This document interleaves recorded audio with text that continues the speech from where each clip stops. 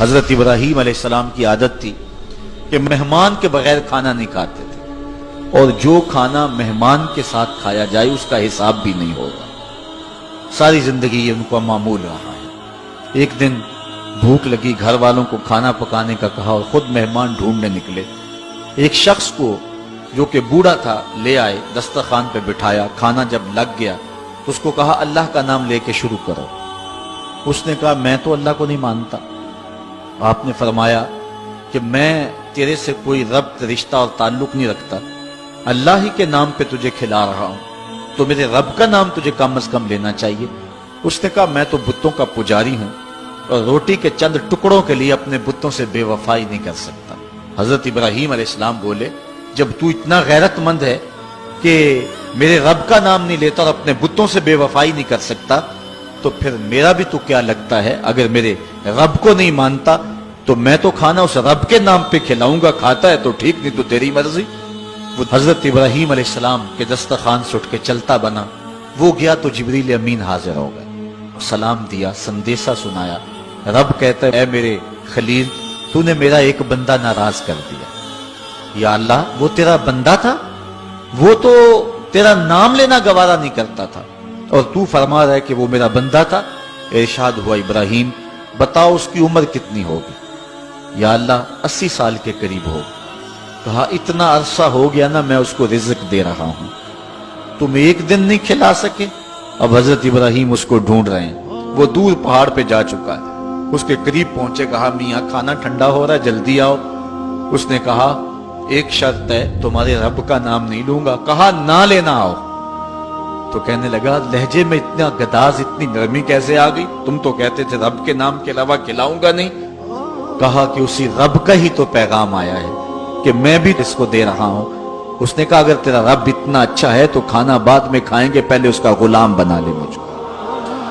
تو وہ رب ہے سب کا، ہمارا حق ہے کہ ہم اس کی پوجا کریں۔ تو اللہ تعالیٰ جل شانہ نے ارشاد فرمایا یا ایھا الناس اعبدوا ربکم، اپنے رب کی عبادت کرو۔ ایک تو وہ تمہارا رب ہے، اور پھر الذی خلقکم، اس نے تمہیں پیدا بھی کیا ہے۔ توجہ چاہوں گا، کتنی شان ہے کہ اس نے تخلیق بھی کیا اور پھر اس نے تمہاری تربیت بھی کی۔ جو تخلیق بھی کرے اور تمہاری تربیت بھی کرے، کیا اس کا حق نہیں ہے کہ اس کے حضور سجدہ ریزیاں کی جائیں؟ ساری زندگی انسان ماں کی خدمت کرتا رہے تو بتاؤ ماں کی خدمتوں کا بدلہ دے سکتا ہے؟ ماں کے پیار کا صلہ دے سکتا ہے؟ تو انسان جتنی مرضی خدمت کر کے ماں باپ کو راضی کرنے کی کوشش کرے وہ تو راضی ہوتے ہیں، بلکہ نالائق اولاد کے لیے ماں باپ کی دعائیں اور زیادہ ہوتی ہیں۔ تو انسان ان کی خدمت کا حق نہیں دے سکتا۔ ماں باپ کے اتنے حق کیوں ہیں؟ اس لیے کہ ماں نے بیٹے کو جنم دیا، جس نے جنم دیا ہے اس کے اتنے حق ہیں، تو جس رب نے خلق کیا ہے اس کے کتنے حق ہوں گے؟ جس نے تخلیق کیا ہے، دست قدرت سے بنایا ہے، تو پھر اس کے کتنے حق ہوں گے؟ تو مجھے بتائیے اس شخص سے بڑا بدبخت کوئی ہو سکتا ہے جو اللہ کے حضور سجدہ ریزی نہیں کرتا؟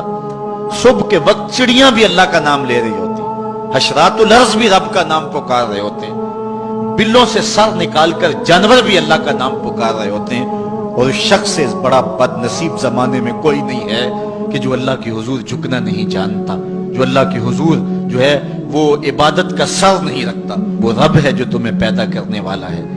ماں کے رحم کے اندر کون نقش و ونگار دینے والا ہے؟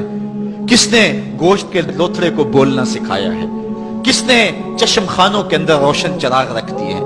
اور کس نے سر کے اندر ایک نشیط اور روشن دماغ رکھ دیا ہے؟ کس نے ہاتھوں کو پکڑنے کی قوت دی اور کانوں کو شنوائی کی طاقت دی؟ اور کس نے جو ہے وہ سونگھنے کی قوت اور قوت شامہ ناک کے نتنوں کے اندر رکھ دی؟ کون ہے جو ٹانگوں میں زور پیدا کرتا ہے؟ کون ہے جس نے چھاتی کو طاقت دی؟ کون ہے جس نے انسانیت کو احسن تقویم بنایا؟ انسان، کیا تیرا حق ہے کہ مسجد کے قریب سے تو گزر جائے اور اللہ کا نمائندہ پکار رہا ہو حی علی الصلاۃ حی علی الفلاح، آجا نیکی کی طرف، آجا نماز کی طرف، اور تو جو ہے وہ اس کو سننے کے باوجود گزر جائے؟ ایسا ہو سکتا ہے کہ تو اس کے حضور آئے نہ، حاضر ہی نہ ہو؟ یہ بد نصیبی نہیں تو اور کیا ہے؟ اللہ تعالیٰ جل شانہ ہمیں اپنی عبادت کی توفیق نصیب فرمائے۔